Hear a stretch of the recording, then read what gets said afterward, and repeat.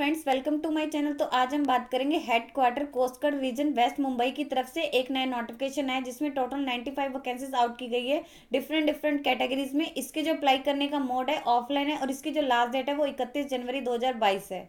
तो हम बात करेंगे जो वैकेंसीज निकली हैं, ये head quarter coast guard region west Mumbai में निकली हुई हैं।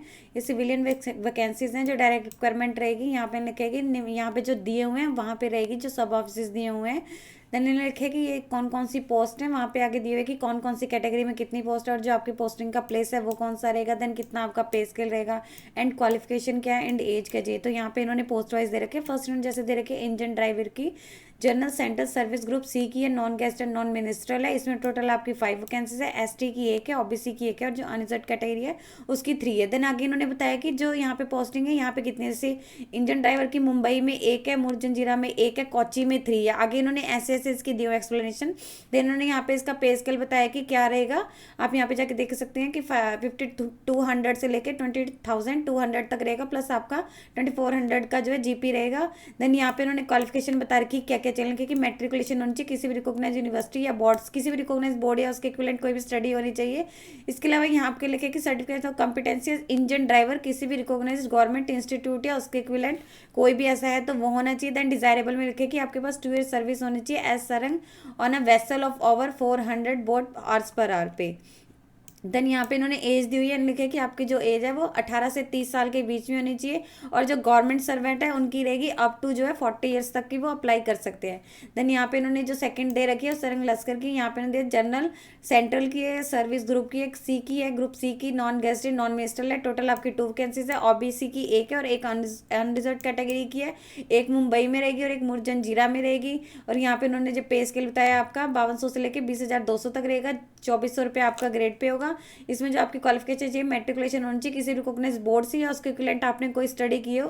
देन लगे कि मतलब वही इन्होंने जैसे ऊपर बताया था certificate of competency as serang from a government recognise institute या उसके इक्विवेलेंट किसी भी मतलब वहाँ से होनी चाहिए। देन डिजायरेबल में कहे कि आपका 2 ईयर्स का एक्सपीरियंस चाहिए as serang in in charge of a vessel of 20 horsepower का। देन यहाँ पे एज लिखी हुई है आपकी कितनी मतलब होगी, 18 से 30 साल की हैं जो अप्लाई कर सकते हैं। देन गवर्नमेंट सर्वेंट के लिए अप टू 40 ईयर्स की रहेगी। देन जो थर्ड लिखी हुई है यहाँ पे फायर इंजन ड्राइवर की है। इसमें टोटल आपकी 5 वैकेंसी है। ओबीसी की 2 है और जो अनरिजर्व कैटेगरी है उसकी 3 है। और जो इसमें जो आपकी मतलब पोस्टिंग है यहाँ पे दे रखी है दमन में है। और जो यहाँ पे पे स्केल दिया है 5200 से लेकर 20,200 के बीच होगा, यानी आप और जो है 2000 आपका ग्रेड पे होगा। असेंशियल क्वालिफिकेशन लिखा है मैट्रिकुलेशन होनी चाहिए किसी भी रिकॉग्नाइज बोर्ड से या उसके इक्विवेलेंट आपने कोई भी स्टडी की हो। इसके अलावा लिखे कि आपके पास एक हैवी व्हीकल ड्राइविंग लाइसेंस होना चाहिए और प्लस आपके पास 3 ईयर्स का एक्सपीरियंस भी होना चाहिए हैवी व्हीकल को ड्राइव करने का किसी भी प्राइवेट या गवर्नमेंट ऑर्गेनाइजेशन इंस्टीट्यूट इस ऑर्गेनाइजेशन में या किसी इंस्टीट्यूट में। डिजायरेबल में लिखा है कि आपका एक्सपीरियंस होना चाहिए with the use of maintenance and operation of different type of fire fighting equipment and appliances. इसके अलावा जो है एक्सपीरियंस होना चाहिए of working in a regular civil और defence fire brigadier as a fireman. ये इन्होंने डिजायरेबल में लिखा हुआ है। इसमें जो आपकी एज है वो 18 से 30 साल के बीच में होनी चाहिए और बाकी वही रहेगी जो यहाँ पे लिखा है कि अप टू 40 ईयर्स की रहेगी, कि जैसे कि रहता मतलब अप टू 40 ईयर्स रहेगी जो गवर्नमेंट सर्वेंट है। और यहाँ पे लिखे कि जो शेड्यूल कास्ट वगैरह है उनको बाकी एज पर रहेगी जैसे गवर्नमेंट रूल के अकॉर्डिंग रहती है। देन जो नेक्स्ट वैकेंसी है फायरमैन की है, इसमें आपकी टोटल 53 वैकेंसी है। एससी वालों को 4 है, एसटी को 2 है, ओबीसी को 5 है, ईडब्ल्यूएस कैटेगरी को 3 है और जो अनरिजर्व कैटेगरी है उसमें 10 है। और जो ये वैकेंसीज हैं ये जो यहाँ पे ना दे रखे दमन में है, यानी जो टोटल 24 वैकेंसीज है वो दमन में पोस्टिंग होंगी। और यहाँ पे जो यहाँ पे दे रखी है एससी की 4, एसटी की 2, ओबीसी की 7, ईडब्ल्यूएस की 2 और जो अनरिजर्व कैटेगरी की 4 है। ये रत्नागिरी में लिखा हुआ है यहाँ पे। इसकी जो है यहाँ पे 24 वैकेंसी है फायरमैन की और जो रत्नागिरी में वहाँ पे 29 है। पे स्केल यहाँ पे दिया है 5200 से लेकर 20,200 के बीच होगा। 1900 आपका ग्रेड पे होगा। असेंशियल क्वालिफिकेशन लिखा है कि मैट्रिकुलेशन होनी चाहिए किसी भी रिकॉग्नाइज बोर्ड से या उसके इक्विवेलेंट आपने कोई भी स्टडी की। उसके लिखे कि जो कैंडिडेट है वो फिजिकली फिट होना चाहिए और capable of performing strenuous duties. Then यहाँ पे इन्होंने नोट्स लिखा है कि क्या क्या मतलब होगा। The physical fitness shall be tested as per following standard की उनकी जो हाइट है विदाउट शूज 167 सेंटीमीटर होनी चाहिए। कंसेशन रहेगा ऑफ 2.5 सेंटीमीटर का अगर वो शेड्यूल एसटी या एसटी कैटेगरी में या फिर वो हिली एरियाज के हैं। देन चेस्ट अनएक्सपेंडेड लिखी हुई है 81.5 सेंटीमीटर होनी चाहिए और जो एक्सपेंड करें तो 85 सेंटीमीटर होनी चाहिए और जो वेट है उनका 50 kg होना चाहिए। देन इन्होंने यहाँ पे देख लेना आपने जो है इनका फिजिकल एफिशिएंसी के बारे में बताया कि ये इसमें मैंडेटरी है। देन जो एज लिखे कि 18 से 27 साल के जो कैंडिडेट है वही अप्लाई कर सकते हैं। और यहाँ पे लिखे कि अप टू 40 ईयर्स जो रहेंगे वो मतलब गवर्नमेंट सेक्टर के वो अप्लाई कर सकते हैं। देन जो नेक्स्ट पोस्ट है सिविलियन मोटर ट्रांसपोर्ट ड्राइवर की है, ऑर्डिनरी ग्रेड रहेगा आपका। यहाँ पे लिखे टोटल 11 वैकेंसीज हैं। एसटी की 2 है, ईडब्ल्यूएस की 1 है, ओबीसी की 2 है, एससी की 3 है और अनरिजर्व की 3 है। यहाँ पे इन्होंने देखे मुंबई में टोटल इन्हीं में से 2 वैकेंसीज रहेंगी, रत्नागिरी में 1 है, कवर्ती में 2 है, दमन में 6 है। पे स्केल यहाँ पे दिया है 5200 से लेके 20,200 रहेगा, 1900 आपका ग्रेड पे होगा। यहाँ पे असेंशियल लिखे है कि 10th पास होनी चाहिए। उसके अलावा आपके पास एक ड्राइविंग लाइसेंस होना चाहिए, दोनों हैवी और लाइट मोटर व्हीकल दोनों का होना चाहिए। और आपके पास 2 ईयर्स का एक्सपीरियंस होना चाहिए इन ड्राइविंग मोटर व्हीकल का। इसके अलावा लिखे कि मोटर मैकेनिज्म की आपको जो है नॉलेज होनी चाहिए। देन यहाँ पे इसकी एज लिखी है 18 से 27 साल के, इसको अप्लाई कर सकते हैं।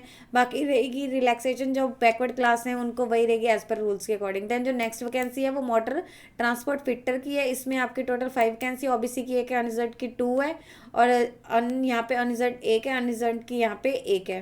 देन मुंबई में जो है 1 वैकेंसी यहाँ पे लिखी हुई है। और जो अनरिजर्व यहाँ पे रत्नागिरी में टोटल 2 है, कोच्चि में 1 है और या कोराती में 1 है। पे स्केल आप करेगा 5200 से लेके 20,200 के बीच रहेगा, 1900 आपका ग्रेड पे होगा। असेंशियल लेके मैट्रिकुलेशन होनी चाहिए, उसके क्लाइंट कोई भी स्टडी हो। इसके अलावा आपका 2 ईयर्स का एक्सपीरियंस होना चाहिए इन ऑटोमोबाइल वर्कशॉप में, डिजायरेबल मिलेगा। आईटीआई होना चाहिए, आईटीआई डिप्लोमा होना चाहिए, जो भी आपका रेलिवेंट ट्रेड है उसमें होना चाहिए। एज है 18 से 25 साल तक रहेगी आपकी। और जो अप टू 35 ईयर्स है वो गवर्नमेंट सर्वेंट के लिए रहेगी। देन नेक्स्ट है स्टोर कीपर की ग्रेड 2 की वैकेंसी है। टोटल 3 वैकेंसीज है, एससी की 1 है और अनरिजर्व की 2 है। मुंबई में आपकी एक ही वैकेंसी है, वो एससी की है। जो अनरिजर्व कैटेगरी कोच्चि में है वो 2 है, जो इसी की अनरिजर्व कैटेगरी की है। पे स्केल आपका वही रहेगा 5200 से लेकर 20,200, 1900 आपका ग्रेड पे होगा। असेंशियल लिखे कि 12वीं पास होना चाहिए किसी भी रिकॉग्नाइज बोर्ड या यूनिवर्सिटी से। इसके अलावा 1 ईयर का आपका एक्सपीरियंस होना चाहिए हैंडलिंग स्टोर किसी भी रिकॉग्नाइज फर्म या फिर सेंट्रल या फिर स्टेट गवर्नमेंट ऑर्गेनाइजेशन या फिर किसी पब्लिक सेक्टर में। 18 से 25 साल तक की आपकी जो एज होनी चाहिए। और जो अप टू 40 ईयर्स है वो गवर्नमेंट सर्वेंट के लिए। देन नेक्स्ट जो है स्प्रे पेंटर की रहेगी, एक ही वैकेंसी अनरिजर्व कैटेगरी की है और वो रत्नागिरी में है। पे स्केल आपका होगा 5200 से लेकर 20,200 और 1900 आपका ग्रेड पे होगा। क्वालिफिकेशन लिखिए कि मेट्रिकुलेशन पास होनी चाहिए, उसके इक्विवेलेंट कोई भी स्टडी किसी रिकॉग्नाइज बोर्ड से। इसके अलावा लिखे कि उनके पास शुड हैव कंप्लीटेड, उन्होंने जो अपनी अप्रेंटिसशिप है इन द ट्रेड जो भी उन्होंने बताया हुआ है फ्रॉम किसी भी इंडस्ट्रियल ट्रेनिंग इंस्टीट्यूट या फिर किसी भी अदर रिकॉग्नाइज इंस्टीट्यूट से उन्होंने कंप्लीट कर ली होनी चाहिए अपनी जो अप्रेंटिसशिप है। एज जो लिखी हुई कि 18 से 25 साल के बीच में होनी चाहिए। अप टू 30 तक, अप टू 35 ईयर जो एज होगी वो गवर्नमेंट सर्वेंट के लिए। देन जो नेक्स्ट इन्होंने दी है मोटर ट्रांसपोर्ट मैकेनिक की है, एक ही वैकेंसी अनरिजर्व कैटेगरी की रत्नागिरी में रहेगी। पे स्केल वही है 5200 से लेकर 20,200 का। एसेंशियल क्वालिफिकेशन है मेट्रिकुलेशन या उसके इक्विवेलेंट कोई भी स्टडी, प्लस आपका 2 ईयर्स का एक्सपीरियंस होना चाहिए इन ऑटोमोबाइल वर्कशॉप में। और इसके अलावा डिजायरेबल लिखे आईटीआई डिप्लोमा चाहिए इन द रेलिवेंट ट्रेड में। और जो क्या एज रहेगी 18 से 25 साल तक इन्होंने एज मांगी है और अप टू 35 ईयर्स तक है, गवर्नमेंट सर्वेंट के लिए लिखा हुआ है। देन जो नेक्स्ट है यहाँ पे लिखिए लश्कर की, यहाँ पे 5 वैकेंसी है, ओबीसी की 3, अनरिजर्व की 1 और एससी की 1। जो मुंबई में है वो तीनों ओबीसी की हैं। मुरजंजीरा में 1 है, कोच्चि में 1 है। पे स्केल आपका 5200 से लेकर 20,200 तक होगा, 1800 इसमें जीपी है।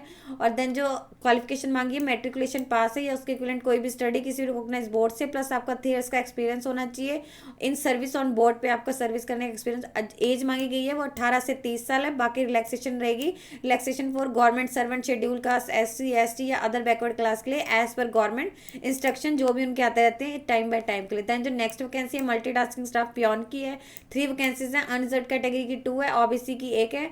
और जो रत्नागिरी में 2 वैकेंसीज है अनरिजर्व की है और जो गोवा में 1 है वो ओबीसी की है। पे स्केल आपका वही है 5200 से लेके 20,200 तक रहेगा, 1800 आपका जीपी होगा। क्वालिफिकेशन लिखी है कि मेट्रिकुलेशन या उसके इक्विवेलेंट कोई भी स्टडी होनी चाहिए, प्लस आपका जो है 2 ईयर्स का एक्सपीरियंस होना चाहिए एज ऑफिस अटेंडेंट का। 18 से 27 साल जो है एज मांगी गई है और रिलैक्सेशन वही रहेगी।